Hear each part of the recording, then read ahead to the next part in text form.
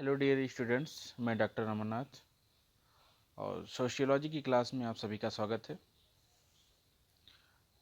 इससे पहले के लेक्चर में हमने आप सभी को औद्योगिक समाजशास्त्र के बारे में बताया था, जिसके अंतर्गत अर्थ, परिभाषा और विषय क्षेत्र के बारे में चर्चा किया था।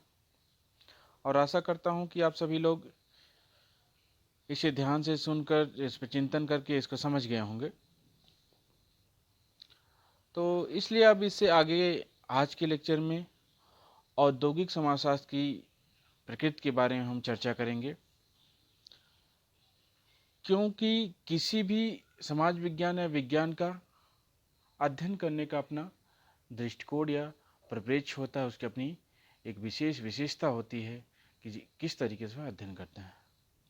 यानी कि औद्योगिक समाजशास्त्र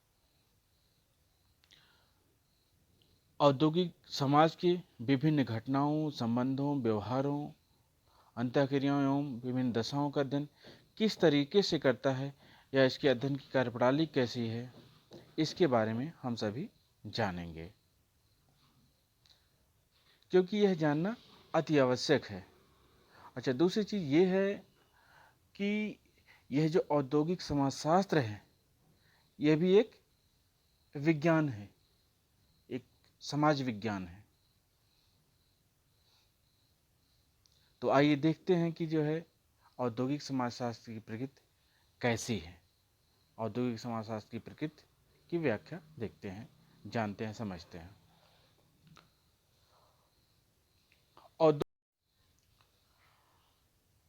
जैसा कि हम जानते हैं कि औद्योगिक समाजशास्त्र की जो प्रकृति है वह वैज्ञानिक है, क्योंकि इसमें वैज्ञानिक पद्धतियों के माध्यम से ही, वैज्ञानिक तौर तरीके से, वैज्ञानिक ढंग से ही औद्योगिक समाज के मानव व्यवहारों का, विभिन्न क्रियाकलापों का इसमें अध्ययन किया जाता है। और जिस प्रकार हम समाजशास्त्र को एक विज्ञान के रूप में जानते मानते हैं, ठीक उसी प्रकार से ही औद्योगिक समाजशास्त्र भी एक विज्ञान की भांति है। और इससे पहले तो हम लोग जान चुके हैं कि औद्योगिक समाजशास्त्र समाजशास्त्र की ही एक शाखा है। तो यहाँ भी एक स्पष्ट ही हो जाता कि जाहिर सी बात है कि जब समाजशास्त्र एक विज्ञान है तो औद्योगिक समाजशास्त्र भी वैज्ञानिक तरीके से ही अध्ययन करता होगा। ठीक है, तो अब ये जानना जरूरी है कि आखिर इसमें कौन से ऐसे तत्व पाए जाते हैं, कौन सी ऐसी इसकी विशेषताएं हैं कि औद्योगिक समाजशास्त्र एक विज्ञान के रूप में स्थापित है। तो इसको जब देखते तो इसमें निम्नलिखित तत्व पाए जाते हैं जिनके आधार पर इसे विज्ञान माना जाता है। उसमें से पहला है, इसको ध्यान से सुनिएगा, समझिएगा। इसमें पहला है वैज्ञानिक पद्धतियों का प्रयोग। औद्योगिक समाजशास्त्र में अध्ययन करने की वैज्ञानिक पद्धतियां प्रयोग की जाती हैं। इसके अंतर्गत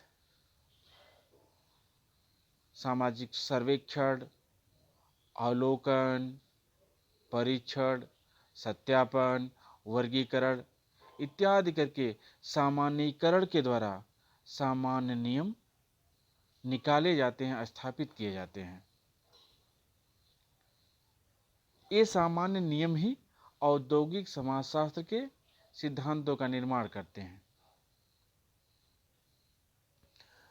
जैसा कि अगर हम बात करें तो कभी किसी सामान्य घटना का अध्ययन करना हो तो एक साधारण व्यक्ति एक सामान्य तरीके से, साधारण तरीके से उसके बारे में विश्लेषण करेगा।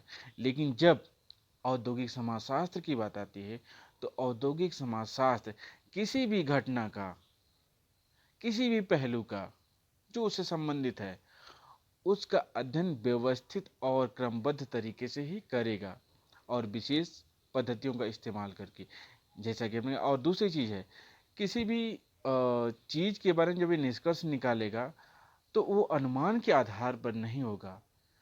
कोई भी अध्ययन करेगा तो अनुमान के आधार पर नहीं होगा, बल्कि उसमें वैज्ञानिक पद्धतियां, जैसा कि अभी बताया हमने कि अवलोकन, निरीक्षण, परीक्षण और वर्गीकरण इत्यादि को आधार बना करके सामान्यीकरण किया जाता है। इसके बाद इसी के माध्यम से सामान्य नियमों का निर्माण किया जाता है।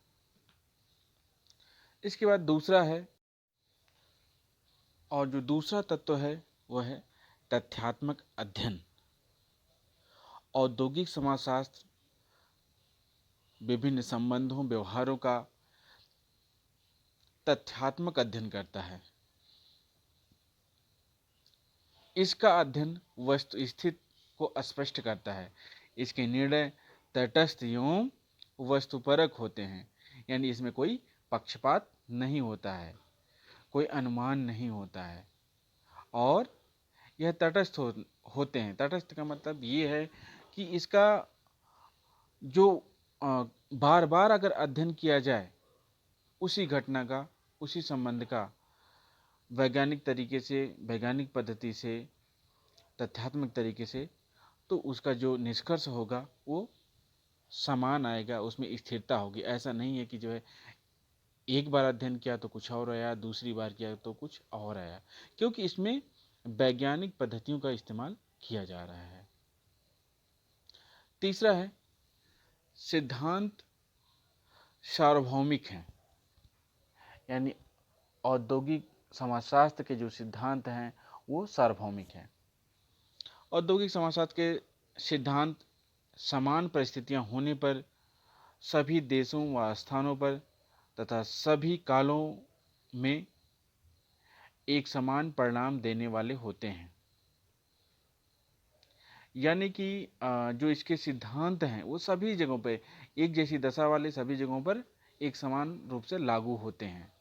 ऐसा नहीं कि एक जगह पर वो सिद्धांत कारगर है, दूसरी जगह पे नहीं है। जैसे उदाहरण के रूप में क्या है कि जैसे कर्मचारियों और प्रबंधकों में परस्पर अच्छे संबंध होने पर उत्पादन पर अनुकूल प्रभाव पड़ता है। यह इसका सार्वभौमिक सिद्धांत, सार्वभौमिक मान्यता है इसकी। ऐसा नहीं है कि ये कहीं पे इसका प्रभाव दूसरा होगा। ठीक है, यानी कि इसके औद्योगिक समाजशास्त्र के जो भी सिद्धांत होते हैं वो सार्वभौमिक होते हैं, यानी कि सभी जगहों पर एक समान रूप से लागू होते हैं। नेक्स्ट है, चौथा है सिद्धांत प्रामाणिक हैं। औद्योगिक समाजशास्त्र के नियम एवं सिद्धांत परीक्षण एवं पुनः परीक्षण पर सदैव सही सिद्ध होते हैं। इनकी जांच कभी भी की जा सकती है। उदाहरण के लिए श्रमिकों में असंतोष, दमन की नीति व कार्य की खराब दशाएं श्रमिकों में तनाव उत्पन्न करते हैं, जिससे प्रबंधक एवं श्रमिकों के संबंध खराब होते जाते हैं। इस तथ्य की कहीं भी तथा कभी भी परीक्षा की जा सकती है, निष्कर्ष में भिन्नता नहीं मिलेगी। यानी कि ये जो सिद्धांत हैं औद्योगिक समाजशास्त्र के, जिनके आधार पर विभिन्न संबंधों का, घटनाओं का, दशाओं का अध्ययन किया जाता है, यह प्रामाणिक होते हैं। इनकी यानी कि इनकी जांच, पुनर्जांच या परीक्षण, पुनर्परीक्षण किया जा सकता है कि यह किसी भी जो भी घटना, जिन चीज़ों के बारे में इनकी मान्यता, इनका विश्वास है, वह सभी जगहों पर एक जैसा निष्कर्ष देती हैं। उसमें ऐसा नहीं है कि जो है अलग अलग जगहों पे उसमें भिन्नता होगी, ऐसा नहीं है। तो इसलिए कहा जाता है कि जो है औद्योगिक समाजशास्त्र के सिद्धांत प्रमाणिक है। पांचवा है कार्य कारण संबंधों की व्याख्या करता है। यानी कि औद्योगिक समाजशास्त्र कार्य कारण संबंधों की व्याख्या करता है। इससे यह क्या है के साथ साथ कैसे का भी पता लगाता है। यानी कि औद्योगिक समाजशास्त्र कार्य कारण संबंधों की व्याख्या करते हैं, यानी कोई भी घटना घटित हो रही है, उसके कोई भी कार्य हो रहा है, उसके पीछे क्या कारण है, तो कार्य और कारण के बीच संबंध की व्याख्या करता है। दूसरा, कोई भी घटना, कोई भी संबंध वह क्या है इसकी व्याख्या करता है। दूसरा, वह क्यों है इसकी व्याख्या करता है। इसके साथ ही साथ यह कैसे हो रहा है, कैसे पाया जा रहा है, इसकी भी व्याख्या करता है, इसको भी पता लगाता है। और ये बहुत इम्पॉर्टेंट है। ये जो भी जितने भी विज्ञान हैं उन सभी में हम देखते हैं, उन सभी में हम पाएंगे कि उनमें कार्य कारण संबंधों की व्याख्या करने की क्षमता होती है। तो वही विशेषता हमारे औद्योगिक समाजशास्त्र में भी पाया जा रहा है। तो इसलिए विज्ञान की भांति विज्ञान है। नेक्स्ट है, छठा है, यह भविष्यवाणी कर सकता है।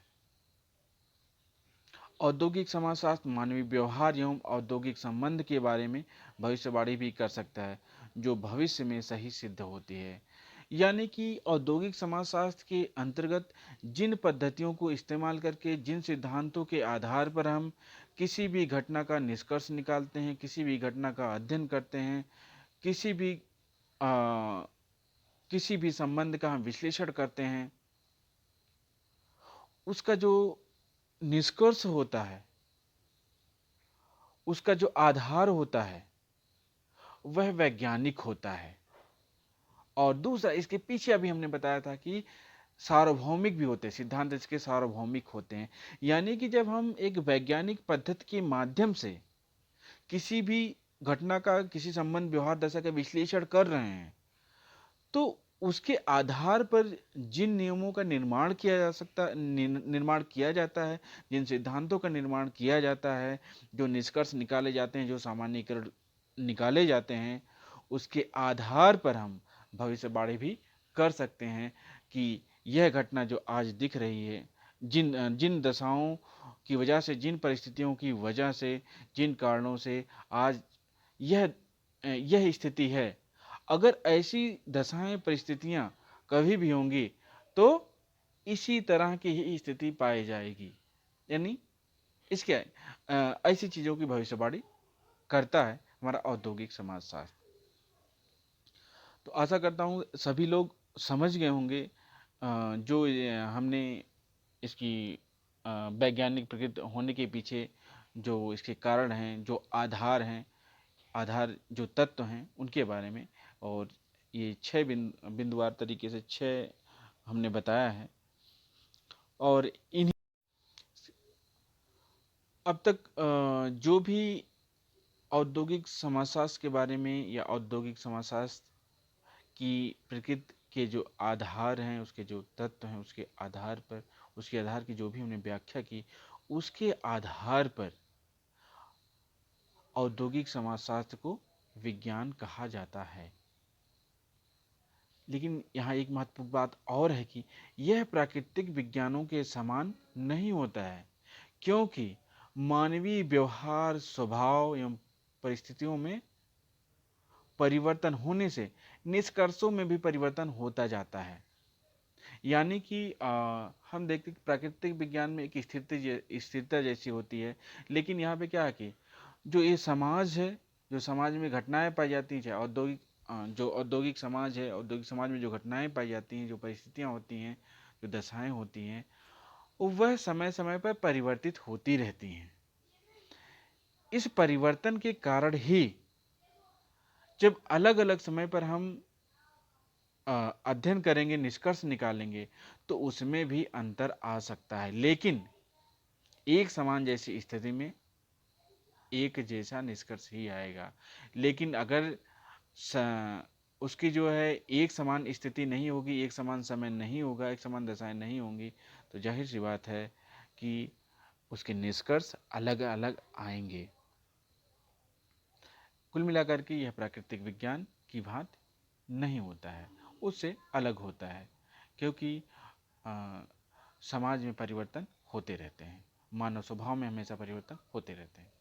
इसके अलावा नवीन एवं वैज्ञानिक पद्धतियों के कारण इसकी यथार्थता में निरंतर वृद्धि